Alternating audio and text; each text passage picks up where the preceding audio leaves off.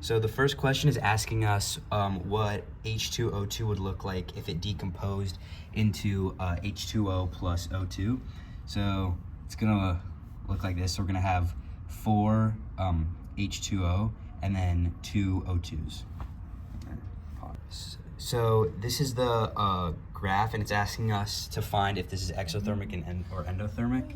So here we can say it's exothermic because the graph starts out at a higher potential energy than it ends up, so it released energy during the reaction.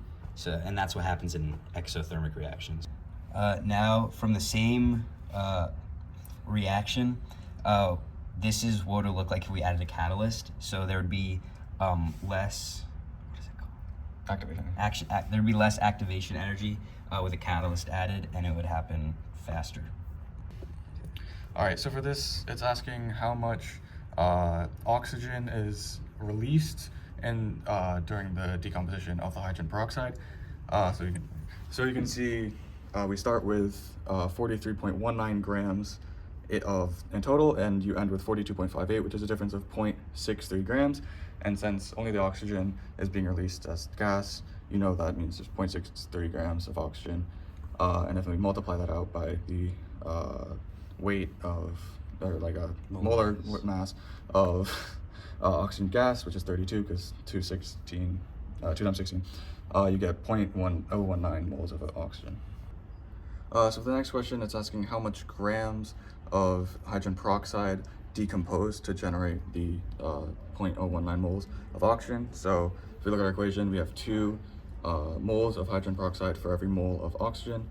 So we times 2 by our molar amount of oxygen to get 0.038 moles of hydrogen peroxide. And if we multiply that out by the molar mass of hydrogen peroxide, we end up with 1.3 grams of hydrogen peroxide.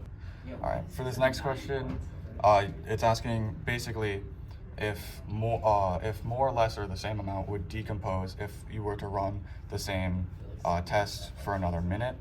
And you can see based off this, at each interval, there's a decreasing difference.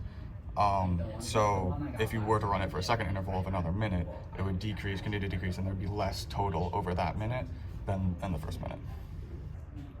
So basically the 7th question is just asking if we agree that this is a 0th order reaction, and we do not agree because the rate of change between each 10 seconds is not linear, so it's not 0th.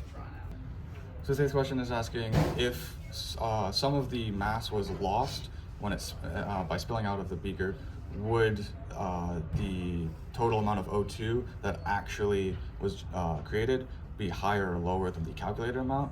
And because some of the lost mass that is assumed in the calculation to be all O2 would actually just be like lost and not having to react, the total calculated number would be higher than the real number.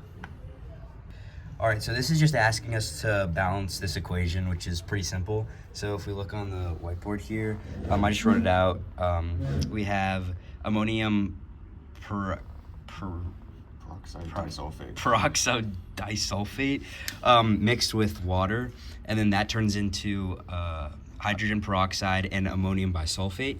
And to balance this out, we're just gonna add a 2 in front of the H2O and a 2 in front of the ammonium bisulfate, and that's gonna have us. So we're gonna have in total, I believe, 12 hydrogen on both sides, 10